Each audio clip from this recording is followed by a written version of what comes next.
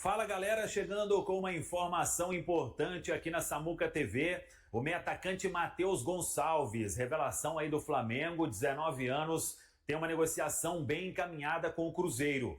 As partes já acertaram os valores, 3,5 milhões de euros por 50% dos direitos econômicos do Matheus Gonçalves. O Flamengo vai continuar com a outra metade. Cruzeiro e jogador já tem tudo acertado.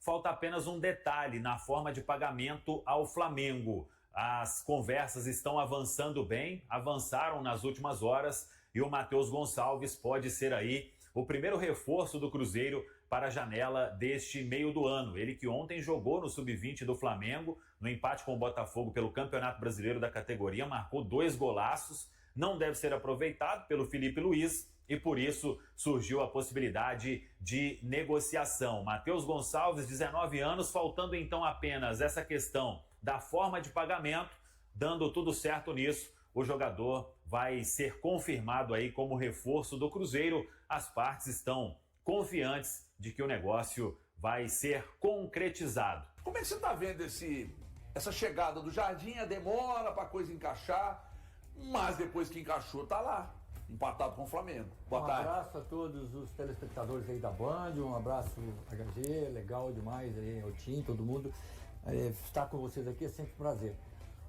A gente viu que foi um início meio conturbado, né? A gente percebeu que o Jardim estava buscando as melhores opções, buscando o melhor encaixe, né?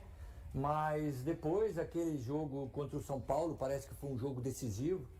E eu digo para você, eu até ministro aulas na CBF e eu exemplifiquei o Cruzeiro dentre os 3, 4 melhores times do Brasil em termos de qualidade de jogo. O Cruzeiro está fazendo jogos assim, bem interessantes, bem competitivos, bem coletivos.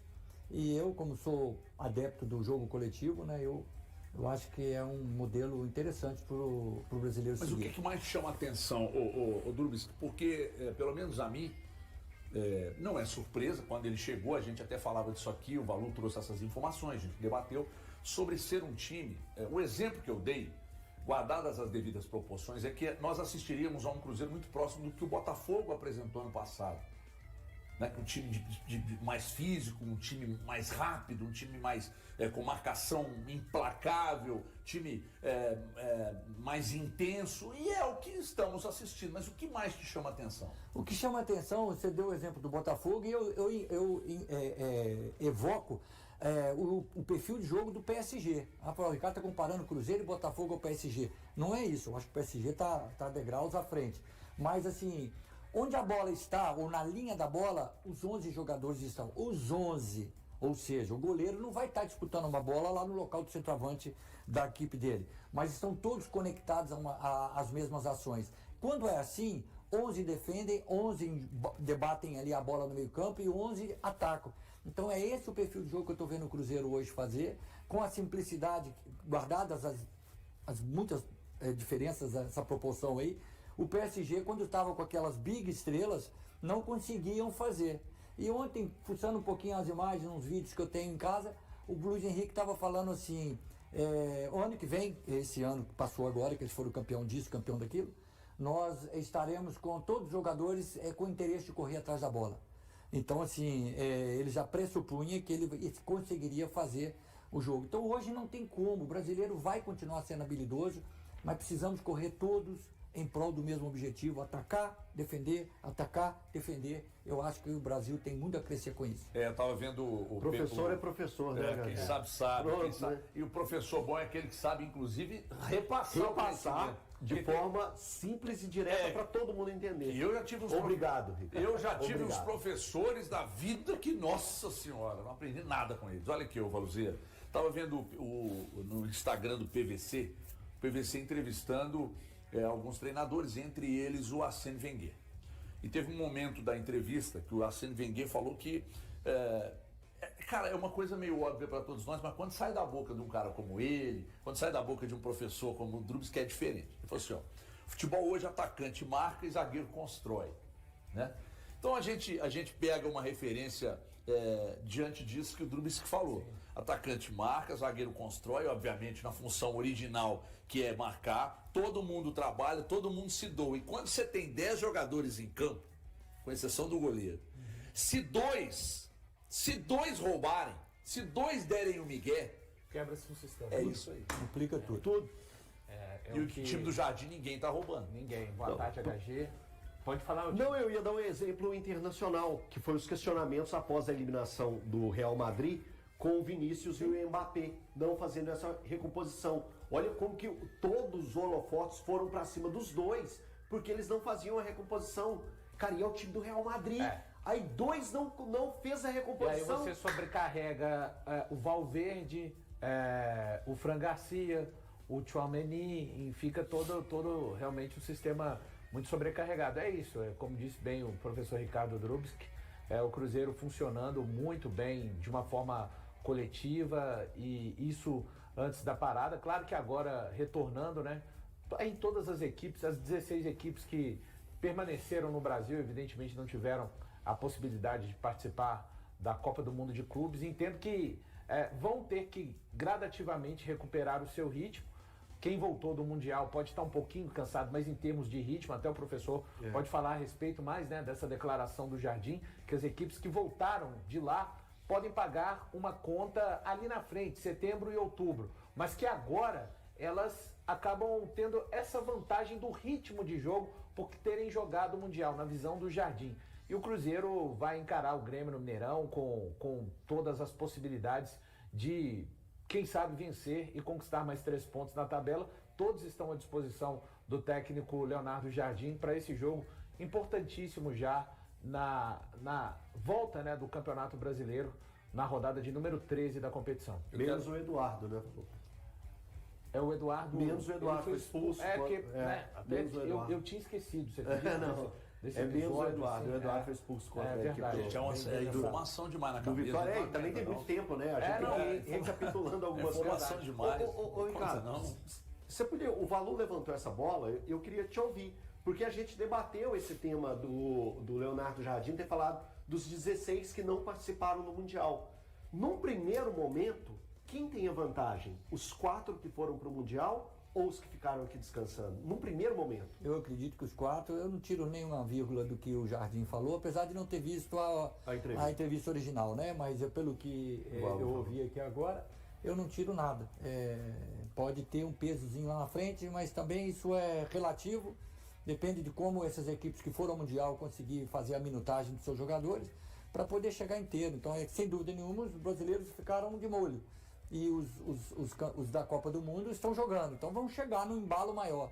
Põe as imagens do Matheus Henrique treinando na toca, que eu quero perguntar para o professor Drubsky se dá para encaixar de bate-pronto o Matheus Henrique, que joga muita bola, num time que já está encaixado. O Matheus Henrique vai ter que dar uma segurada ao professor Drubsky, pelo menos por enquanto, ou seja, para um time que já está encaixado e muito bem no campeonato. Ele volta e aos poucos ele vai tentando entrar nesse time, é por aí? Com certeza. Eu acho que é uma questão apenas de visão, e o Jardine é esse perfil de treinador construtor, né? Então, assim, o jogo ele é soberano. O jogo é mais importante do que o treinador, do que o jogador. Então, à medida que o jogo vai se desenrolando, o treinador vai fazendo a leitura e vai percebendo a necessidade desse ou daquele jogador. Então, o time do Cruzeiro tá bem, vamos ver com essa volta agora, né? Vamos ver se a gente consegue ver as mesmas coisas que a gente viu nessa meia dúzia de jogos passados aí. O bom vai ser para o Leonardo Jardim, né? Você poder contar com o Mateuzinho de volta. Você já tem um time que encaixou, que está certinho, que as peças estão funcionando muito bem, e você tem do lado de fora, ou por enquanto do lado de fora, né? Porque pode ser que ele conquiste rapidamente a titularidade novamente, mas eu acho que vai ter um pouco de trabalho para entrar nesse time. Eu e o Thiago já tivemos essa discussão no lugar de quem que ele entraria. Pô, no lugar do Christian, no lugar do Lucas Silva, no lugar do Romero, no lugar de quem ele entraria? Né?